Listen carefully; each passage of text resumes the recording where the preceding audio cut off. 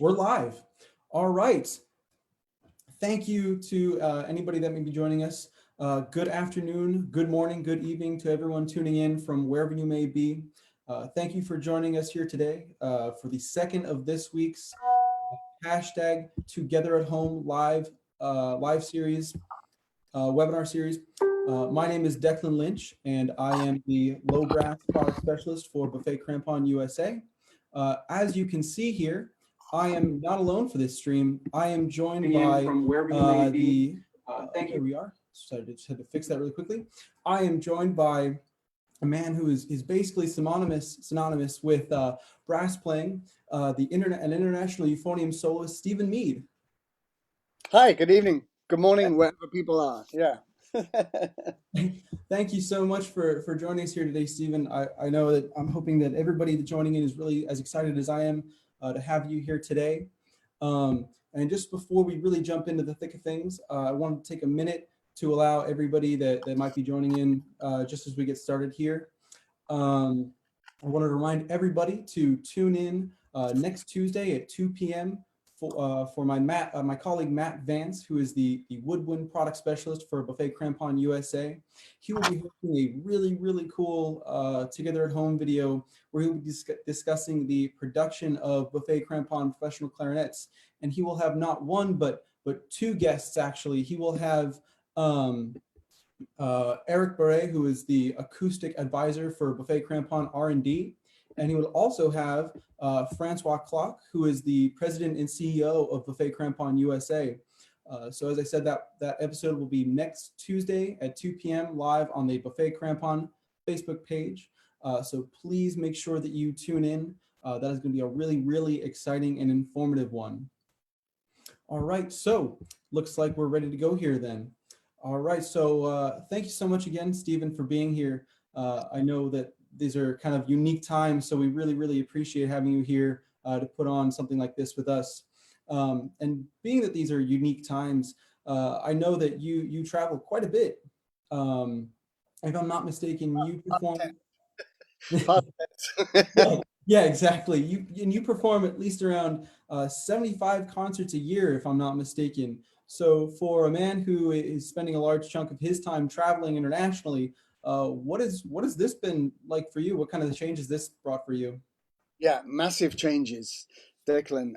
It all started kind of end of February when we could see that the pandemic was spreading far and wide. And I started getting things cancelled. And then, within a month, it was obvious that everything in my diary for at least 4 months wasn't going to happen. And one by one, I got the call, so sorry, we have to cancel. And, it's a no-brainer, as we say, the health and safety of band members and participants and audience, and the sheer ability to travel, of course, has now has been taken away. Many routes and many places where you want to go, and if you can get there, you'd have to spend 2 weeks in quarantine somewhere. And if you're only going to be there for 4 days, yeah. So it's been hard. I must be honest. I mean, I thrive on the variety of my job between teaching at the RNCM, doing work and development for Besson, traveling, playing concerts, and the diary was full actually until beginning of October. Wow. And so that's all been, well, not all wiped. I still have some things in Japan in September. Mhm. I still have a course in Lithuania at the end of July, which is still hoping to go ahead. And then I'm also artistic director of the Jeju Festival in South Korea, and that's downsized massively. So it's a domestic Korean festival, but we're still going to try and judge solo competitions remotely from the students. And I'm hoping to get to South Korea second and third weeks in August. And then there's some other events in September and October, which I really hope go ahead. But I was talking to some brass band guys last night on a Zoom chat, and the first thing they have in their diary is a Christmas concert, and they're not sure that that's going to go ahead. So really staggering times. I mean, musicians don't have any monopoly on this sadness. The whole world is going through it, but musicians have to play. That's what we do. We have to practice every day, and we're normally practicing for something. And now we're in the fairly unique situation of practicing because we like the feeling and it makes our world go round, and we're sad if we don't play. So, and there are people going out every Thursday night at 8 p.m. on the streets here to play in the street to say thanks to the National Health Service. That's a wonderful tradition we have here. That's fantastic. Like Italians have been going out, I think, every night playing. So musicians keep going, and of course the internet is alive with multi-track duet recordings, trios, quartets, bands, orchestras, and that's been wonderful. And many of us have had to learn some new skills, like how to make video sound good when you're 1,000 miles away from somebody. So yeah, it's a challenge, but I've been really busy, to be honest. And some nights it gets to like 11 p.m. and I'm shattered. And people say, "Well, you're on holiday." That word "holiday" just grates with me because I hate holidays anyway. I take one a year, usually at the end of for ostensibly 10 days, but I stop practicing for 2 days and then secretly play. So there we are. Yeah, new situations, and everyone is finding their own solutions and their own motivation to to keep going. I know some people that just say, "Well, I'm not playing at the moment. I haven't played for 3 weeks," and for me, it's like that's a death sentence. I got to admit, this has been a nice kick in the pants for me now that I have to have the time to practice now, and I've been kind of guilt tripped into it in a lot of different ways. So No excuse. We should play a duet. You got your instrument? no, I don't think that I'm quite ready for something like that, especially on this. I don't know if I want that out on the internet right now. No, it doesn't work. Okay. But so a lot of Zoom lessons, I assume. Yeah, when it started off, I was doing, I didn't really know much about Zoom. I think the whole world didn't, and Zoom shares obviously gone through the roof now, and good luck to them. But I was doing stuff on Facebook video, I was doing stuff on FaceTime. I gave up on Skype actually a while ago. I don't know, I think I just got confused with passwords and all sorts of stuff.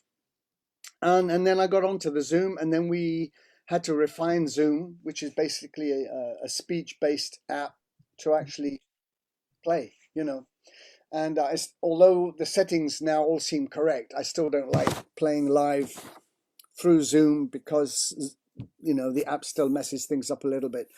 But at the RNCM, all our term is online, and I have students that need lessons every week and classes that need to operate every week. And so we found some solutions. And for the class, all those that are playing, yesterday, I think I had 10 of my studio at the RNCM prepare a piece. They uploaded it to an unlisted link on YouTube, sent me the link. I put all the links up in chat, and then there was everybody said, "Right, let's listen to John. Let's listen to, And then we all put headphones on and listened to YouTube rather than listen to Zoom. And then when I waved my hands, we all came back and chatted. And so actually it's very nice. And some students, I would have to say, are thriving because they don't have any other distractions apart from playing and meeting, deadlines to produce nice videos. So whilst I say the whole thing is terrible, there will be some good things that come out of this for sure. And I think that kind of positive outlook is something a lot of people need desperately right now. Is that, as frustrating as this situation is, it's a lot of things that are a blessing in disguise about it. Like you said, there are a lot of new things we're learning, especially with Zoom and how to adapt and things like that. And while just wanted to mention right here, while we continue on with the questions, please, if you have anything to ask Steven or any questions or comments, please ask them in the chat. We're here to answer your questions, and if there's anything really on the forefront of your mind, please put in a question in the chat, and we'll be sure to get to it. So, Steven, going all the way to your beginnings as a euphonium player, when did brass playing first become a part of your life? Was the euphonium the first instrument that you picked up? Well, the earliest musical memories I have are brass bands. I mean, it just goes back. I think I was probably 4 years old, attending the Salvation Army with my parents at Boscombe, hearing the brass band play this most glorious sound of combined brass instruments playing beautiful harmonic music, hymn tunes and marches. And so it was just always been a source of joy. And as soon as I can remember, I'm asking to be in the junior brass band, and they said, "Well, you can't join the band until you're 5." And it's like, I want to be 5. So it was in the blood very early, and my dad played the tenor horn in the brass band. So uh, when my 5th birthday came, the junior band leader, on I think it was a Sunday afternoon about 6 p.m., he said, "Right, here's your instrument," and it was a cornet in a little brown leather case, and the band was marching down the street back to the hall. I'd arrived early and was standing with my mum, and I remember racing down the road just to march along with the band with my cornet. And so I made steady progress, but I think within a year they'd taken the cornet away and given me a tenor horn, or an alto horn, as you Americans so correctly call it. And I enjoyed the tenor horn. I played that from the age of 7 to around 9 or 10, right through my primary school. I remember standing up playing in school assemblies as a tenor horn player. And then the baritone, and then I loved the baritone also. And my mum still tells the story of when I arrived home one night in tears because the YP band, the young person's band leader, had exchanged my baritone for a euphonium, and it was big and it was heavy and it was a bit smelly, and I didn't know what was going on. And all through my early years, from age 5 to 12, I would be taking singing lessons and theory lessons and a little bit piano lessons. And that was kind of more important. I did all my graded examinations on singing up till the age of 11 or 12. And then, like all good things, my soprano voice had to come to an end. I'm quite glad it did, really. It'd be quite funny, wouldn't it, if it wasn't? Anyway, another story. And I found that the euphonium at that point, at the age of 12, was my voice. I could actually think how I wanted to sing, and my euphonium would do it. And that's why I fell in love with the instrument. It was this human expression that I could find, with 9 feet of tubing. It was just the most amazing thing. And I fell in love with the instrument really from that time. And I remember, I've told this story many times, so if people have heard this before, I apologize. But for my 12th birthday, my sister Sandra gave me a brass band LP by the Hendon Band, and there was a wonderful experienced euphonium soloist called Barry Perrins playing on a Besson euphonium, playing variations on the Harmonious Blacksmith by Handel. And I just found myself taking off the needle because it was a record. You don't remember those, Declan, do you? I Google them. picture one in my head. Yeah. I just kept dropping the needle back and listening to the euphonium solo again, and then with headphones. And then it's like, I got to have that sound. And I would play by imitation. I was brought up on the south coast of England in Bournemouth, way before the internet, and the only chance I got was to listen to the Salvation Army band at Boscombe, which was fantastic. And once or twice a year, Brighouse or Black Dyke would come down to the Winter Gardens in Bournemouth and play a concert. And that was inspirational. So I learned from listening to the top players on LPs and records, and I transferred the euphonium solos to cassette tape and listened to them. Cassette tape. Yep.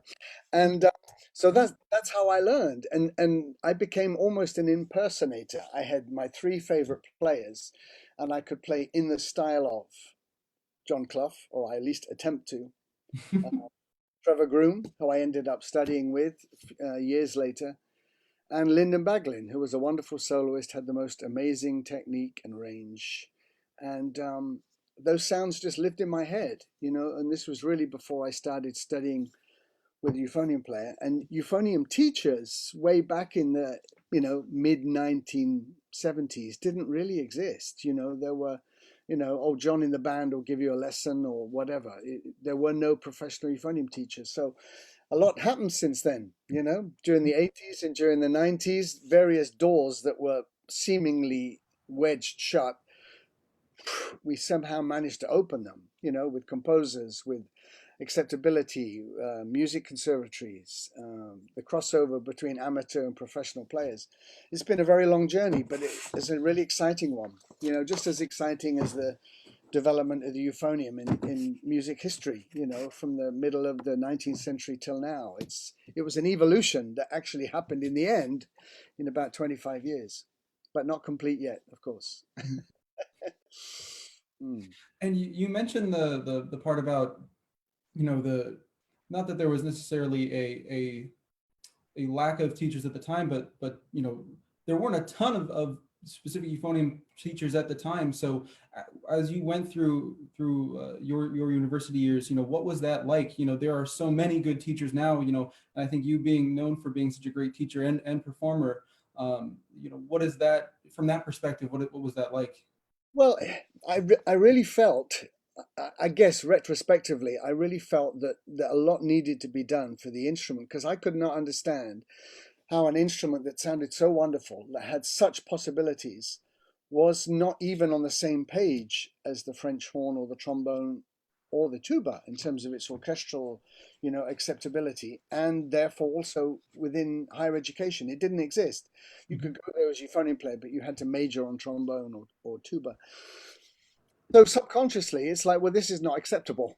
We we have to change this. And ironically, when I went to Bristol University, the first thing that happened when I got there is I got a message from Bristol Grammar School saying they're looking for a euphonium teacher, and would I be interested?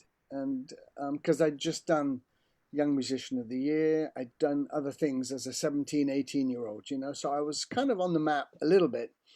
So I jumped into anything, I joined a Salvation Army brass band in Bristol, and within a year and a half, I joined the Sun Life Band, which is a championship contesting band.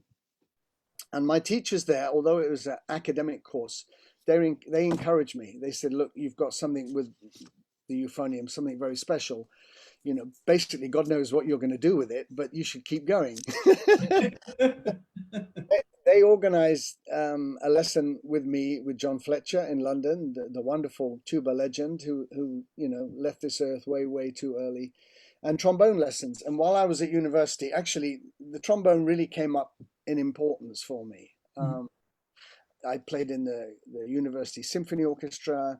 I played the sackbut in the early music ensemble. Oh, yeah. Yeah. I mean, I'm really glad there's no recordings. And I remember enjoying the feeling, because one of the conductors of the University Symphony Orchestra was a man who was very important to me, and that was Derek Bourgeois, Dr. Derek Bourgeois. He was on the staff at Bristol University. He composed and loved euphonium, conducted brass bands, and he was the guy that would pick up the phone and try to make things happen for me, But he used to conduct the symphony orchestra, and every time the trombones had something, he did what conductors never do now, which was, please give more, please give more. And it was like, oh yes. And we used to rehearse in the Wills Memorial Building in Bristol, which is a big stone building with a, like a 20-meter roof, and three trombones playing extremely loud. The string players went home kind of shaking their heads in frustration, but that was almost the end of my trombone career, because I was kind of put in a situation where if you concentrate on trombone, you may have a chance to be a professional, although London is full of unemployed trombone players.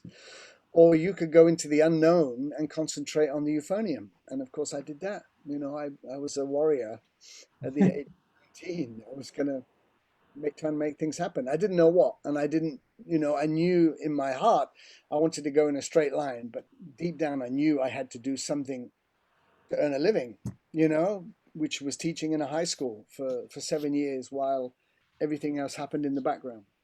Mm-hmm. Well, I think it worked out pretty well. I think you made the right choice there.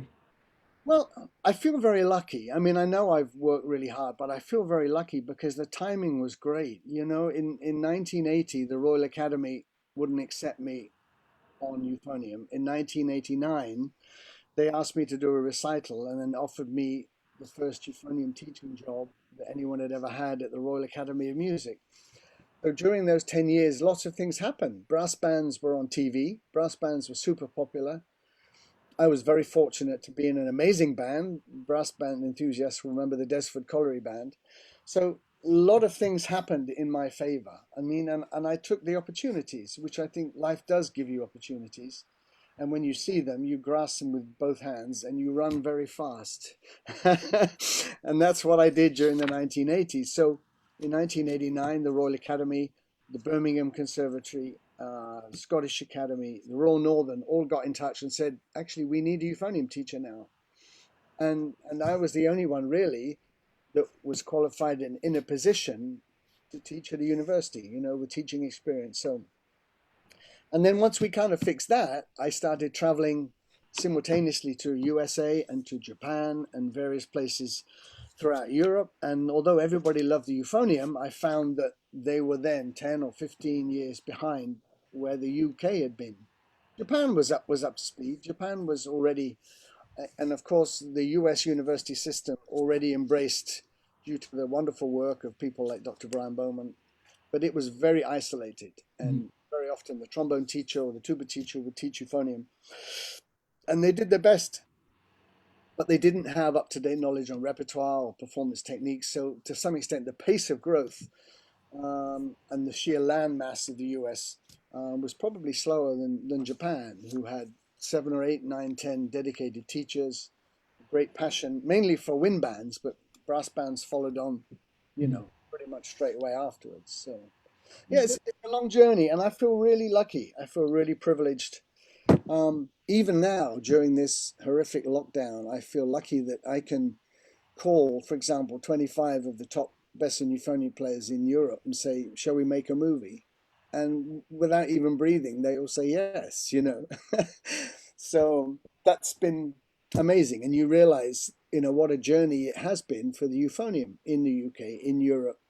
The fact that we now have so many outstanding professional players and teachers that are doing advocacy work for the euphonium every day of the week, talking to composers, creating performance opportunities. It's fantastic.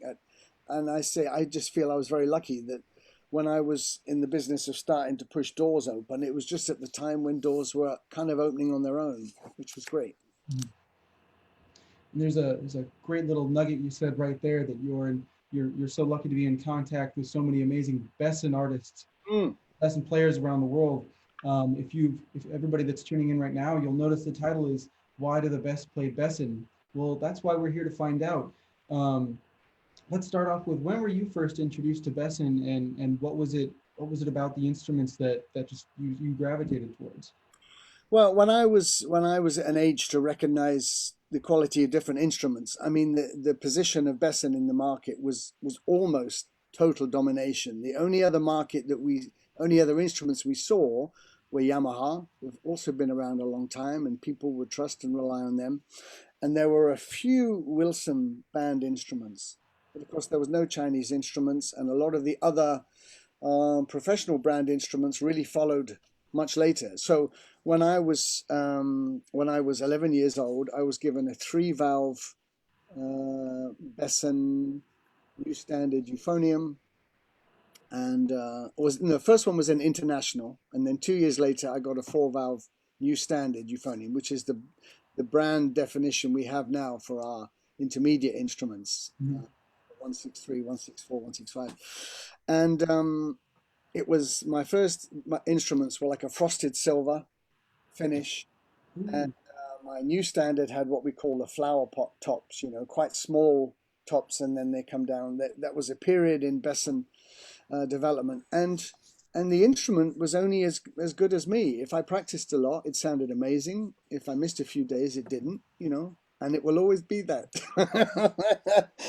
But everyone in brass bands seemed to play Besson. It was just in the blood, you know, that connection, you know, which goes back, you know, Gustav Besson, you know, born, well, exactly 200 years ago, but found, you know, he made his Besson cornet in 1837. And, you know, the Distin family, and then all the history through the compensating system and Besson and Company and Boozy and Hawkes. I mean, if you go to the Besson.com website and click on Besson, you'll see that beautiful history there of people working with each other, sometimes in opposition, in competition, and then merging, and then, you know, having production in London and Paris, you know, and how ironic that we have Besson London and the company that makes them is based in Paris, but of course, German manufacturer. So, you know, it's a pan-European company now, but with a great history in the UK. And so 1974, when I have a picture of me holding my first euphonium with my father. Just before we came online, I tried to find it, but as I have 4,000 pictures on my phone, it eluded me. But I'll put it on the Besson Brass Facebook page after this so people can see it. And that was the beginning, you know. My association with the company, goodness me, if I'd have thought at a 12-year-old that all these years later I'd be doing design work and testing and, you know, promotion work, it would have been like an impossible dream, because when I was 12 years old, every player that I heard was better than me, you know. So there was a challenge. Don't be rubbish, you know, play good and good things will happen. So 12 years old, and I remember getting my first sovereign euphonium. When the sovereign euphonium came out in 1974, it was the shiniest, most beautiful thing that I'd ever seen in the world, you know, even more beautiful than nature. So they brought out this beautiful blue case. They laid the Besson sovereign euphonium 967 inside.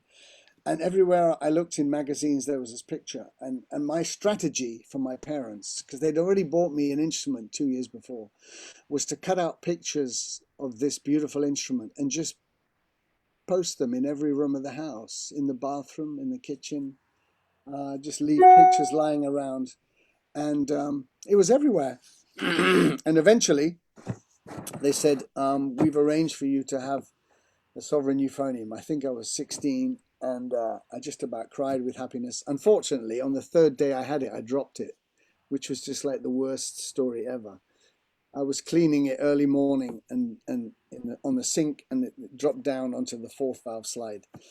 And I just couldn't tell them for 24 hours. I was so heartbroken. But anyway, once I finally did, they took it back to the shop and they just exchanged it with another slide and told Besson they'd found a faulty euphonium or something like that. Shocking. Don't try that at home, folks. I heard the idea here, but it won't work now. So that was it, you know, and I went through university playing that instrument. When I joined the Sun Life Band in 1983, we entered a competition called BBC Best of Brass, a television series. I was very lucky. I played a piece called Bladen Races, which is a kind of a folk song from the northeast of England, and I won a euphonium presented by Boozy and Hawkes Musical Instruments. I won another euphonium. Things are good, and so at that point, I met people from Besson, from Boozy and Hawkes Musical Instruments, because they presented the instrument on the TV show. And 18 months later, I won another one, with this time playing with the Desford Band, playing the Swan, when I had long flowing hair, hard to imagine. And I won another euphonium. And, you know, there's joking like, for goodness sake, you know, how many euphoniums do you need? It's like, lots. So I started, that was my initial contact with the company. And then they said, well, could you maybe play a little concert before the results of our Wind Band Festival? Could you go to Spain and play at a concert with, you know? So nothing happened quickly. I mean, that was 1983, 84, 85. I joined the Desford Band. And in 1989 came the professional opportunities. And so, again, I was in a very nice and fortunate position. I had good contact with the people at the instrument company. And then I went to Japan in 1991, saw the famous, the Japanese version of our tuning slide trigger, came back to Besson UK and said, hey, have you seen they put tuning slides on, they put triggers on the main tuning slide. Oh, yeah, we don't want that, we don't want that. Okay, what? Why not? It's a really good idea. Well, people will think our instruments are not in tune. I said, well, they're not in tune at that point. Um, anyway, I went back the following year, and as soon as I arrived in Japan, I said, could you put a trigger on my instrument? And they did. 2 days later, there I was. And so that discussion back at Besson headquarters 2 weeks later was an interesting one. You know, Dave Humphreys, who was the boss, it was like, oh, bloody hell, what you done that for? And then came discussions about do we have a trigger? And so they didn't want a trigger. And so in 1994, we had the Besson Sovereign GS, which was, I don't know even what it meant really, gold standard. It was just we've updated our Sovereign and it doesn't need a trigger, but it's Mhm. still validated. So finally, in 1998, they said, right, we're going to have a new line of professional model euphoniums. It's going to have the trigger. Come down. They gave me a very nice lunch, and we designed the Prestige euphonium in 1998. 1999, the first ones rolled off, and it was great. We had the gold plating, we had the new logo, which is still there, and a few other bells and whistles, and the trigger, and that became the gold standard then. And some people still prefer the Sovereign as they do now. But the great thing is that we have that choice for really good euphonium players, not only between the Sovereign and the Prestige, but between a large bell and a slightly smaller bell, depending on the sound, on the air, on how they feel about it. Euphonium is all about expressing yourself. And when you find your instrument that speaks just the way you want, that's it. There's no going back. So it was again an exciting evolution. I was very lucky that I was there. The Bob and Nick Childs had done great work for Besson during the 80s. I mean, they were just the most incredible virtuoso duo on euphonium that you could ever imagine. They went around the world. Um, Doing things. And of course, now Bob is back playing again. Nick is doing, of course, amazing things as a conductor, as he's done for many years. And now, of course, David Childs is flying the flag in many ways for the Childs family, for the euphonium all over the world, also doing incredible work. So there's lineage and there's loyalty and there's dedication, which is all fits in with me about the Besson brand. It's just this wonderful lineage of brass instruments that have given so much to the brass band world, and in return, the brass band world has supported with their hard-earned cash and lottery money, as it was in the 1980s. When that was flowing. But no, and things have changed. As many people know, in 2005, Besson London, Besson Musical Instruments in London stopped trading, and Buffet Crampon, of course, had a strong connection with that company for many years, decided that they would take on Besson, not the factory, not the UK factory, not the machining, but the history and the tradition and the name and the design of the instruments. So that was another momentous bend in the road for this famous brand. But what they've done in the last 15 years has been incredible. you know Aided by fantastic manufacturing in Germany, in Markneukirchen, with the dedicated workers there, with the most amazing tradition of instrument building. Pretty much anywhere in the world, that corner of Germany, Old Saxony, they have such a skill and dedication to making things. So that combination of Buffet Crampon's attention to detail and really trying to preserve the brand. Initially, our responsibility was just to take the best instruments that were left in the factory in London and make them in Germany. We took the best reference models, and on the way, they improved things like the valve group design, the way we drilled the valves, and more. This is why the valve tech, this hand, in case you're worried, the valve technology has made it so that we have valves that are really the best in the world. There was no shortcuts with the metal, with the machining, and the testing procedure. In 2007, once we'd had most of the instruments up and running, we could have said, right, that's it, good luck. But they were insistent and the last time I visited the factory was in February this year, before the lockdown started. Still, you know, 14 years later, still testing instruments almost every month. Mhm. Wow. Quality. It's extraordinary. I get on a plane at Birmingham Airport at 7 o'clock in the morning, get to Munich 9:15, 9:20, get in the rental car by 10. I arrive there at 12 o'clock. I test instruments non-stop until 6, go the 320 kilometers back to Munich Airport and take the 10:20 flight back to Birmingham. And it's fantastic. I, I always ask for a fast rental car. There's no speed limits on the Autobahn. I mean, what a day out. Yeah. You get to drive 640 kilometers as fast as possible.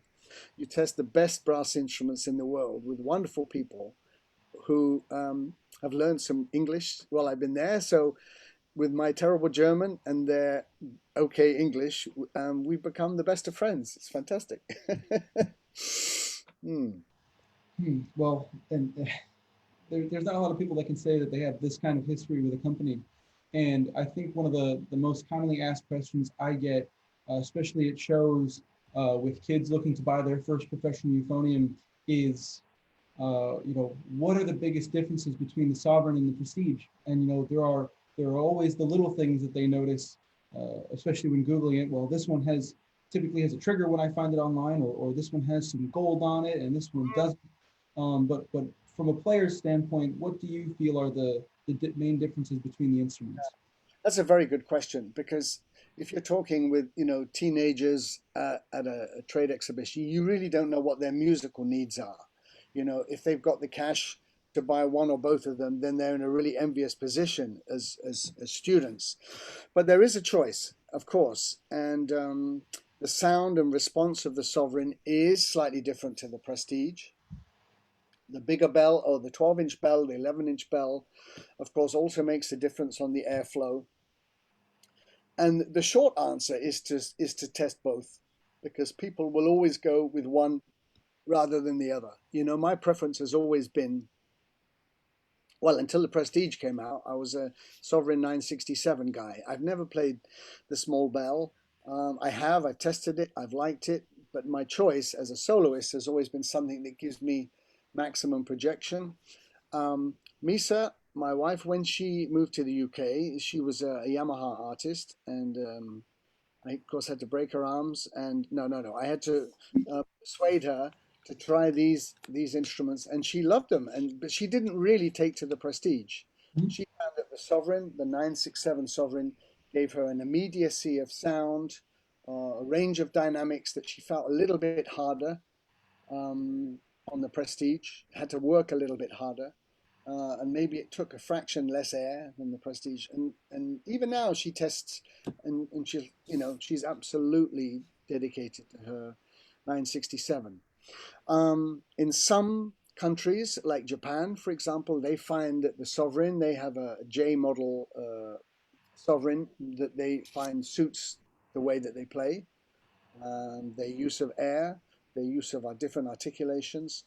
So ideally, if I was meeting a student at a trade exhibition, I'd say, look, here's a Prestige 2052, here's a 2051, here's a lacquered 968, here's a silver-plated 967, and here's a 967 with a trigger.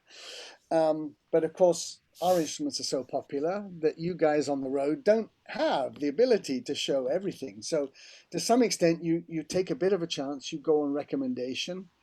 You maybe copy, you follow a player you like. If you follow the genius player Bastien Baume in France, he plays on a 967, he plays on a Wick 4AL mouthpiece.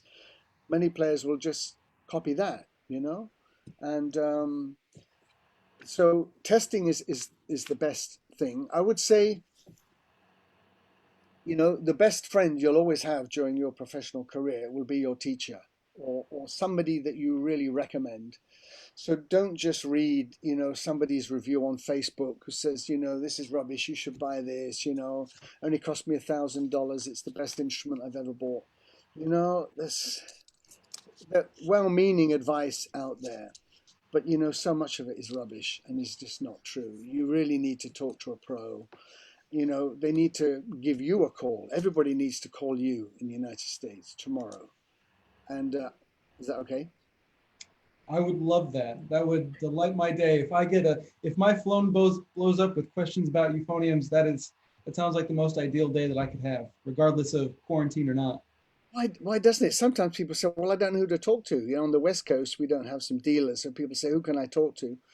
And if they can't talk to people, then they'll end up erroneously buying something else. So I love the product. You know, for me, the euphonium is the heart and soul of a brass band. It's an integral but different member of a wind orchestra.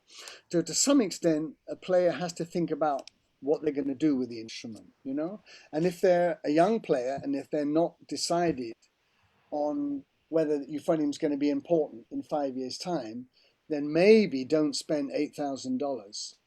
You know, maybe work on a non-compensating instrument first. And our new standard range is fantastic. But of course, in that market, there's lots of good student instruments, and that makes it tough. But what the Besson has for the intermediate series is that Besson sound. There are others that sound loud. There are some that sound would be very good at scaring birds off a field, you know, and there will be others that will be fine. There are others that are fine for a while until the valves stop going down and the second slide doesn't fit in anymore. So you have to trust the brand. You know, that's what I would say. If it's a little more expensive, it's going to be worth it. And if in 4 years' time or 5 years' time you want to sell your Besson, you'll get a good return for it because people trust the name and it's worth something, you know. And you can't say the same. I'm not here to slag off any other brands because there's some really good stuff out there, but you can trust a brand, and that's why it's a brand, you know. And I couldn't agree more. I mean, especially coming from that same angle as a tuba player and having gone through the purchasing and the selling, you know, the things about that, you know, when you buy one of these instruments, the value really never is, it never leaves, it never deteriorates over time. You know, you'll get a fantastic return as you just mentioned. I think the really difficult thing now for all musicians and students is equating our desire to buy an instrument with the situation that we find ourselves. It's not exactly motivating, the fact that no bands, no orchestras are meeting, recitals are postponed, you know. But we have to think beyond this, Declan. All musicians do, you know.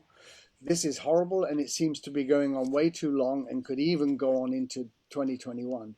But it will pass, and the music world will be enriched by all the skills and dedication that people have had, all the work they've done during these lockdown situations. And so I'm optimistic that people will stay in love with the Besson sound and the brand and will try to better themselves through their playing. You know, I think, you know, there are 3 or 4 other really great brands out there. You know, I'm not going to mention them because people know who they are. But players do have a choice, and not everyone is going to play our instruments. Some people may find an instrument that sounds a little bit superficially easier to play, and it goes, look, it just makes my job easier. What about the sound? Well, it sounds okay. But, you know, when sound for me is everything, you know, it has to be that. I remember when I was 16 years old, I read an article by Trevor Groom, the legendary Trevor Groom, who is still with us, thank goodness. He was playing with the GUS band and sometimes with Kettering Salvation Army. He wrote an article in the British Bandsman magazine, which I cut out and was like full of such great advice. And you know the title of the article? A Sound Investment. A Sound Investment. And that just stayed with me for decades. When we practice your sound because that's an investment. A Besson is a sound investment in both senses of the word. And I think that's a new advertising slogan we should use. You heard it here first if people are watching. There we go. And Yeah, I don't honestly, I don't think it could be it's said any better. yeah, I mean, it's people fall in love with the sound of the euphonium. I mean, I go to places where the euphonium is really new. I go to places that have never heard the euphonium. I went to St. Petersburg and Moscow at the end of January this year for a Kalilov festival, Remembrance Festival. And there's some great baritone players there. There's some unbelievable brass players. But not many of them have heard a professional euphonium player. And just people's talking about this sound. It's a human. It's like a voice. It's like, yeah, that's the euphonium. And just imagine if that sound was sitting in a symphony orchestra. It's kind of too late now. Unless there's a universal desire to rescore all the late 19th century works to feature euphonium solos. It's a kind of fantasy dream that you have during the lockdown. Everyone's dreaming bizarre things, but that's wonderful. But for people to love the sound of euphonium, I mean, I told the story a few days ago to somebody online. I did a concert with the Stuttgart Philharmonic in 2007. It was the Hallows Concerto premiere by a German composer, Rolf Rudin. Wonderful piece. And the orchestra had actually spent 6 months deciding whether it was possible to have a euphonium soloist with their orchestra. Was ist euphonium? Is nicht possible. They didn't understand it. Finally, they said, yes, okay, we can do this commission. Composer wrote it. And the audience loved it. And a little old lady came backstage and she said, you. I said, oh gosh, I'm in trouble here. She said, I'm very, very unhappy. I said, well, I'm so sorry. She said, no, listen. She said, I've been coming to this orchestra for the last 50 years. And now I'm an old woman and only now I hear the euphonium. And she then went in raptures in mixture of German and English, explaining all the characteristics of the sound that she thought was so endearing. And, for me, that made the whole thing worthwhile. Was a reaction from a highly cultured, intelligent lady who'd supported symphonic music, who heard at the age of 80 or whatever she was, the euphonium for the first time. That's what makes me keep going and try to take the euphonium to audiences that have never heard the instrument before. It's incredible. Wherever you go, people say, and it's not always the technical stuff. Yeah. Because fast music is fast music. Watch the train go past. What did you think? Yeah, it's amazing. Yeah. But you play something slow and beautiful, and you can communicate. You can touch people's hearts. You can brighten their day. So I try and do that a lot. Do we have any questions, Declan? I was actually just about to scroll through. We're looking right here now. We have a couple of shout outs. We have Al Maniscalco chiming in saying, hi, Steven. Both Chris and Lori from New York saying hi. A couple of my other buffet colleagues, Donnie Todd and Kurt Wittstadt, also saying hello. Francois Clark also saying, hello, Steven. Great to see you and thank you for your support. As always,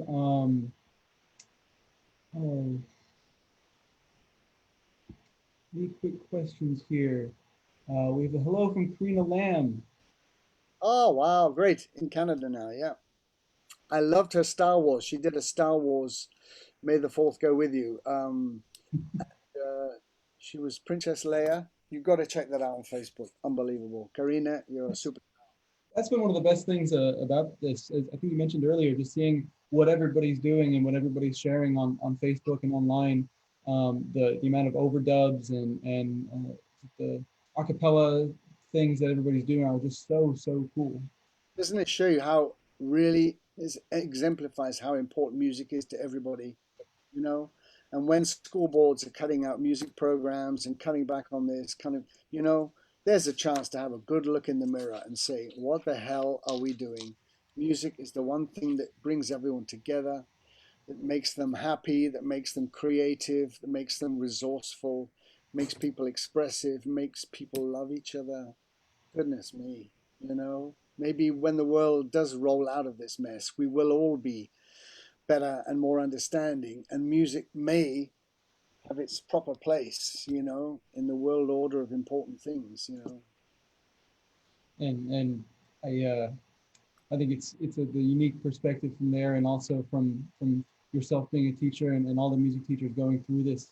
We see so much of what the homeschool the homeroom teacher or the math teacher are going through, but the ability to connect with your students to keep up with their progression as musicians is so difficult. And I've had both I've had the pleasure to see that from a unique angle through this, being surrounded by a few music teachers myself and seeing how difficult this is for them, but how hard they're working to get through it, to give their kids the best through this is pretty impressive.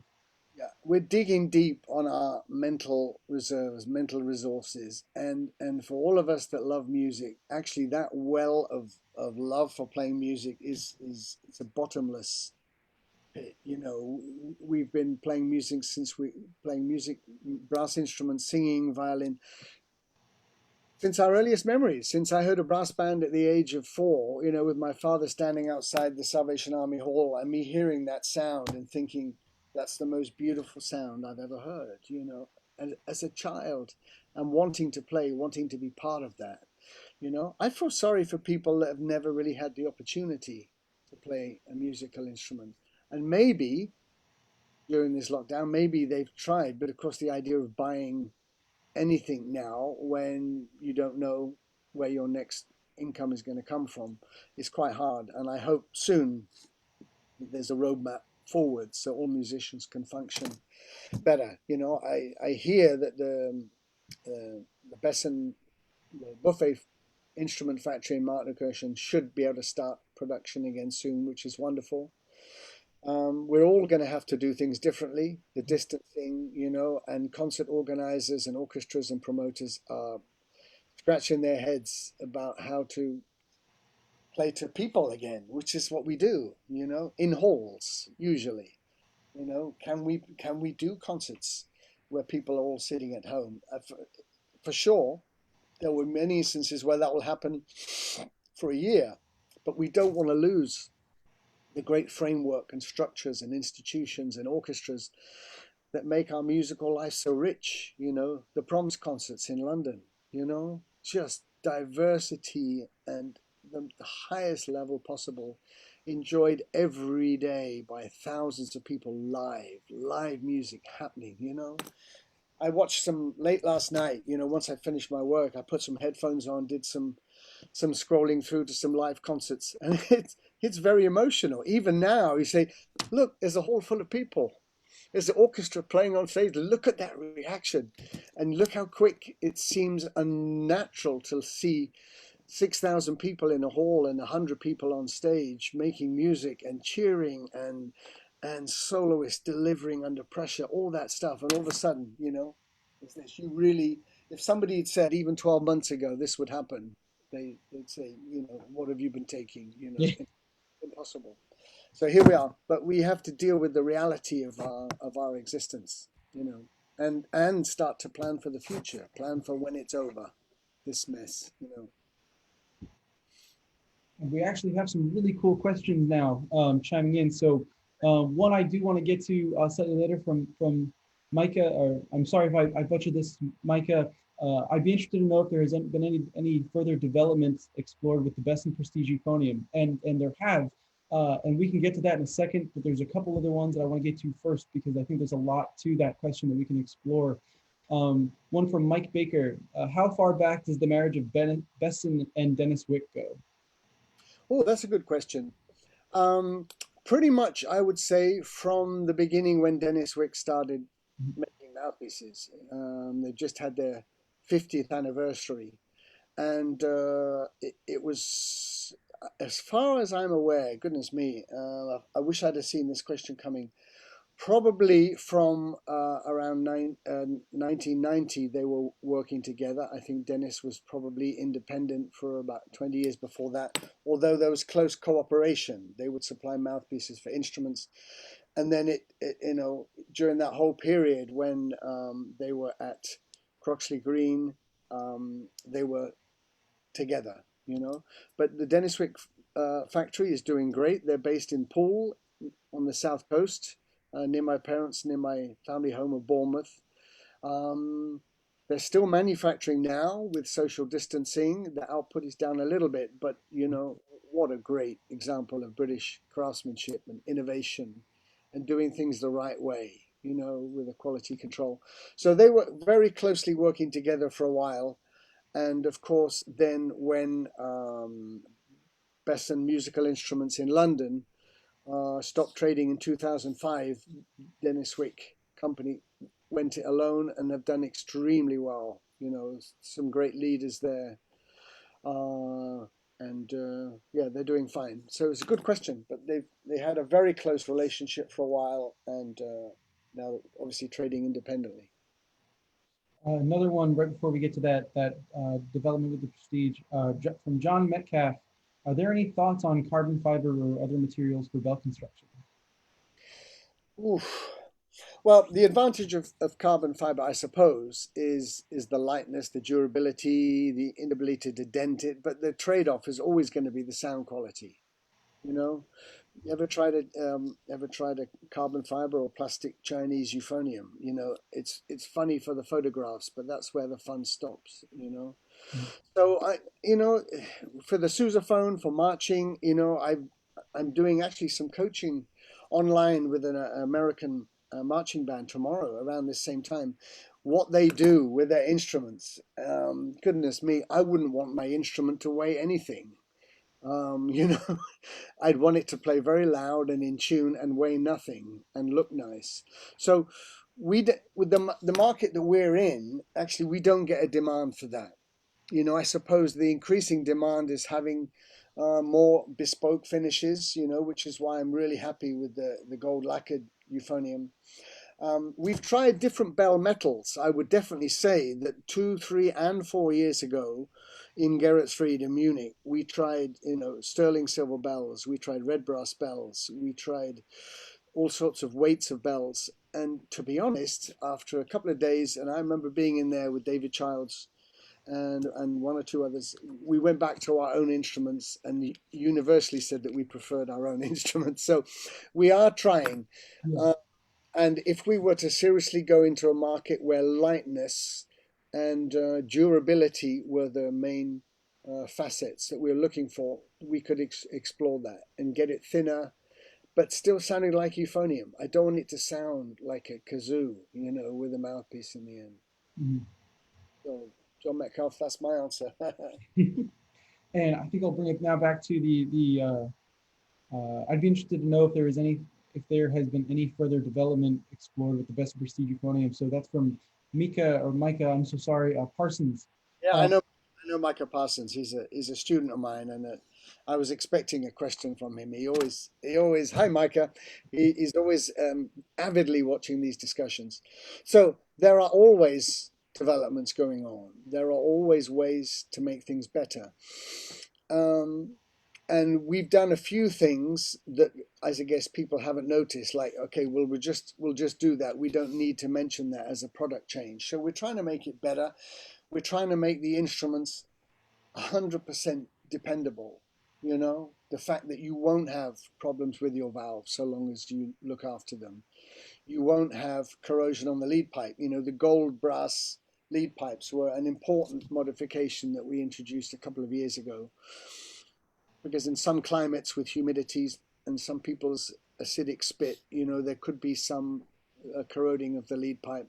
And with the gold brass lead pipes, that eradicates that. I think because we're a global company and we have to meet the needs of a world market, selling instruments to Japan, to America, right through Asia, Scandinavia. If we came up with certain things that only suited certain markets, I think we could find ourselves with some difficulties. And similarly, if we said, right, we're going to come up with a range of things, and this is more suitable for the German market, and this is more suitable for the French, and you said to dealers, right, I'm sorry, you don't have the Prestige 2051, 52 and the Sovereign 967. You now have 10 more models, and by the way, they're all available in 4 different finishes. Can you imagine the kind of grief that you get? And if you then did that across the range with tenor horns and baritones. So I think the fact that we produce large numbers of super high quality instruments, which the world loves, means that as we make changes and developments, they have to be rolled out in a certain way. I mean, there's some things I've wanted to change immediately, and Werner Dewey, who's the brass boss at Besson, says, "Look, we need to test because not other people may not like it as much as you do." Mhm. You know, I won't give any specific examples, but because we are a global company and we have many artists, everything kind of has to meet approvals. And sometimes it's like, okay, it's a good idea, but we won't do it for now, you know? And we also have to prioritize upgrades for instruments. So we are working, we're starting to do some testing now on the baritone with no end date. There's no deadlines, but we're doing some experimenting to see how we can make that a little better. There will be, you know, at some point in the future, as there has been throughout Besson's history, there will be some upgrades to the euphonium. But the fact that we can play around for weeks and weeks and weeks on new things and new stays and new configurations and new metal in certain places and come back and say what we've got actually is far superior means that you can trust that what we've got is really good and will meet the needs of, you know, 99% of the people out there, you know, if they get the chance to try it, test it, play it in their band environment. You know, some markets obviously um, are hard to get into because of traditions that are established with other brands. You know, companies that have been there 20 or 30 years have a high market share. You can't just go in and say, right, you should switch to Besson. It sounds better. And there are other people who are jumping on other brands for various incentives and initiatives that those companies are having, and that always happens. That's one of the amazing things about the music world is that innovation is then followed by a lot of noise and smoke, and then the market will decide whether they like those instruments or not. You know, and it's always been like that. So, Micah, give me a call about that. We're having a lesson on Saturday, but thank you for taking part with it. Innovation is going on all the time, but we have to make sure that any changes we make are going to be meet the approval of a world market. And we're just coming up on the hour now, but I would be kicking myself in the pants if we didn't talk about the gold lacquer prestige euphonium. So when we brought up there it is. So You mean, you mean this one? I think it's that one. Yeah. So we discussed earlier about the introduction of the prestige in '98, and that was your instrument of choice, as you said, for what, basically 20 years then, right? Almost That's exactly. right. Yeah, 21 years since the Prestige came out. Yeah. And so I think that a lot of people may see this online and sometimes overlook the it's not just a change in color. It's not just a new finish. There's some really unique aspects of this instrument that make it very different from the standard Prestige. I would love to hear your thoughts on that. Okay. Well, it was the beginning of 2018 when we had some discussions about some alternative finishes because one or two other instrument companies were coming up with some bespoke finishes, and we felt that there was a temptation that people would choose an instrument because of the way it looked or it was different, and it wasn't so common, if you like. And so we investigated all sorts of finishes, antique brass finish. We investigated the possibility of gold plating instruments, and of course, gold plating to do it properly is not only incredibly expensive, but it actually makes the instrument perform in a different way. Mhm. And the amount of gold that you would need to cover a euphonium and stay there and of course, make the metal much softer and therefore play differently. So you could have an instrument that costs $13,000, but didn't sound as good as the one that costs $8,000. So then we hit upon gold lacquer, and they said, well, look, I didn't really know whether it would work, but what I had been doing is some experimenting on the lead pipe. Some people know that I played with these Lefrec plates for a couple of years, this kind of harmonic bypass on certain parts of the instrument. And I'd felt some differences, and I tried to work out why. So I actually removed the stay, the little piece of metal that sits here. I'd removed that on my Prestige, and I'd replaced it with a little black piece of black hard rubber. And then I suddenly realized, for me, I didn't really need those plates anymore. that the airflow was good, was better. Only tiny percentage, but you know, half of 1% to a professional player is something you run towards, you know. And so when they were making this gold lacquered Prestige for me, I said, look, could you, in the beginning, not put a stay on there? Can you let me think about whether I put my little piece of black rubber in there or something else, you know? So they did it, and I remember seeing it in the factory. They had some instruments out, and then they brought in this gold lacquer, and my jaw just dropped. It was the most beautiful euphonium. You know, I've been playing brass instruments for over 50 years now, and this thing just gleamed at me, and I thought, oh my goodness, if it plays anything like the way it looks, I'm going to be the happiest euphonium player in the world.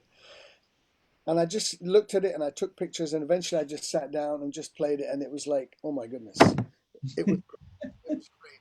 And so I took it home and I started playing around, and after a few days I put that little piece of black rubber back in there for about 10 minutes. It's like, take it out, I don't need that.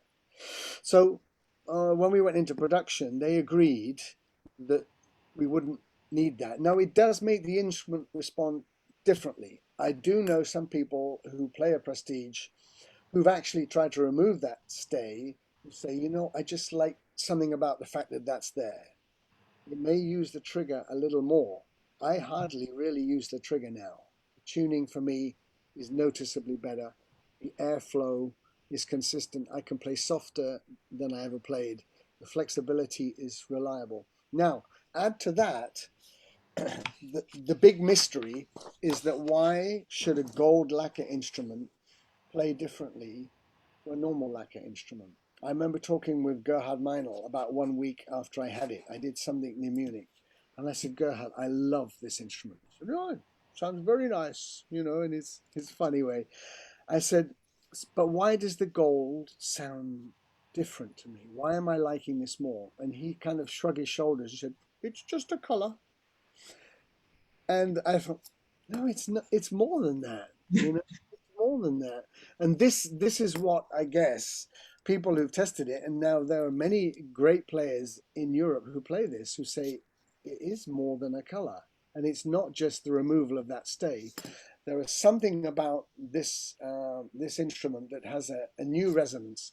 You know, I love all the Besson brand. I've got a silver Prestige in the other room, which I regularly get out and play. I've got one next to me here. I have to say, this is not a new model. This is a Besson euphonium from 1925. You know, it's wonderful. But I've got various instruments here that I love playing.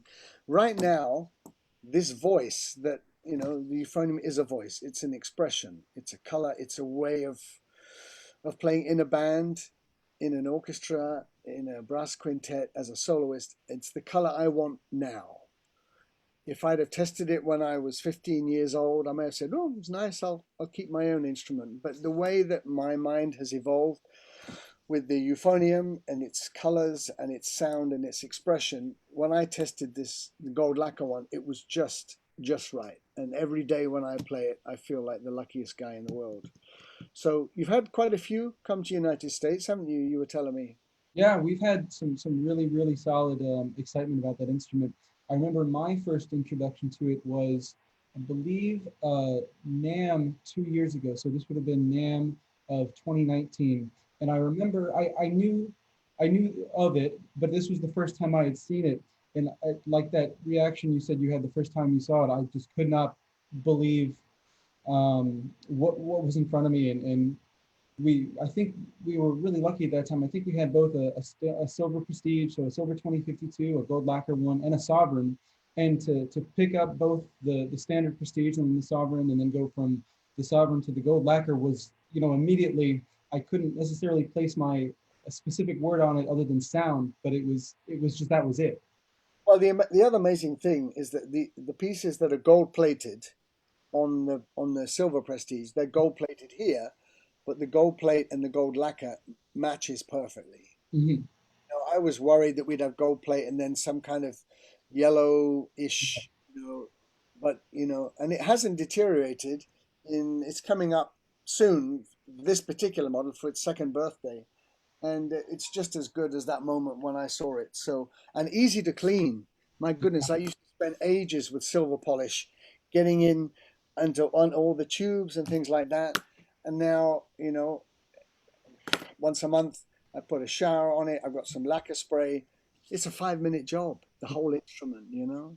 I know there are some bands, military bands, that all play silver plate. So unless you're going to be, one black sheep. So yeah, bands that are all silver are going to stay all silver unless they all go to gold lacquer. Isn't that lovely? But that means we've got to get some seriously big gold lacquering done on B flat tubas and cornets. But there is a cornet in existence, which apparently some guys in the Corey band have tested and they love it. So watch this space for other instruments. It'll come, and as soon as the factory in Germany gets to full production and we get rid of that bit of a waiting list that we have, then we can start to do other innovations, and that will come for sure. Mhm. Well, I think that that's a great place to cut this off. Stephen, thank you so much for doing this here today. For Pleasure. me personally, this has been a fantastic experience to get to sit here and talk with you. And I really hope that everybody viewing right now has enjoyed this and been really able to appreciate some of the knowledge coming from somebody who has so much of a direct knowledge of what he's talking about. So thank you so much, Stephen. And I look forward to getting you over to the States whenever this is all over. I'd love to, and thanks for this series, Declan. You're spreading the news of our instruments and the traditions to people sitting at home. It's really important. So keep up the good work. Well, thank you so much. And just a quick reminder, next Tuesday, as I mentioned earlier in the stream, we'll be hosting another Together at Home series. This one will be focused around the production of buffet crampon professional clarinets and will be hosted by my good friend and colleague, Matt Vance, who is our woodwind product specialist. And he will have two fantastic guests with him, Eric Ray, who is the R&D behind buffet crampon clarinets, and our president and CEO of Buffet Crampon USA, Francois Clark. So please tune in. It's going to be very informative and very cool to hear about. So I look forward to everybody joining in there. So thank you, Stephen, and everybody have a fantastic day.